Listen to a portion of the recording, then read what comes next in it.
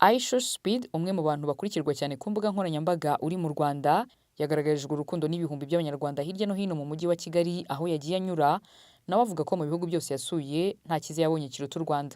Yabivugiye mu mashusho acisha ku rubuga rwe rwa YouTube mu buryo bwa live, aho agenda yerekana ibikorwa bitandukanye ari gukorera mu bihugu yasuye. Aisha Speed kandi yageze mu Rwanda mu ijoro rya tariki 9 Mutarama rishyira ku wa 10 Mutarama 2026, ahita yerekeza i Musanze muri One and Only Gorillas Nest mu Kinigi aho yaraye. Mbere yo gutangira live streaming, Aisha Speed yabanje gusura pariki y'igihugu y'Ibirunga. Yavuze ko mu minsi mike hazashyira hanze amashusho y'urugendo rwe mu Birunga. Nyuma kandi yo gusura ingagi we n'itsinda rye, basuye Gorillas Guardians Village, ikigo cy'abahoze ari abahigi muri parike kuri ubu biyeguriye kubungabunga urusobe rw'ibinyabuzima ndetse bakanigisha amateka y'aka gace n'umuco nyarwanda muri rusange. Nyuma y'ibyo bikorwa, Aisha Speed yerekeje Kigali aho yahise ajya kuri Club Rafiki, ahasanga abafana be benshi bakorana ibikorwa bitandukanye birimo imyitozo ngororamubiri, kugerageza gukurura moto ebyiri ziri kugenda mu byerekezo bibiri bitandukanye ndetse n'ibindi.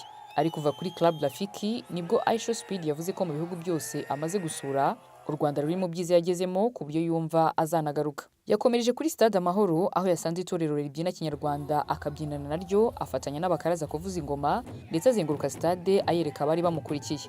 Mu magambo ye yavuze ko Stade Amahoro ari imwe muri stade nziza yagezemo muri Afurika.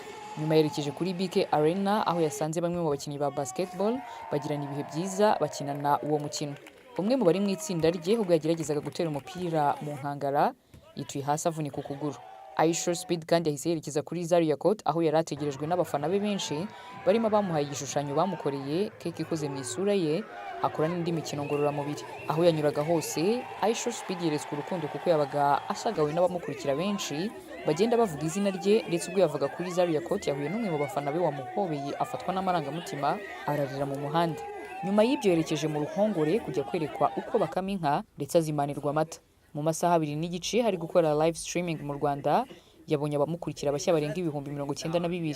Yavuze ko aribo benshi yaba yaragize muri ibi bikorwa bye byo kuzenguruka ibihugu ugereranyije n'uko byari bimeze mu bindi bihugu yasuye.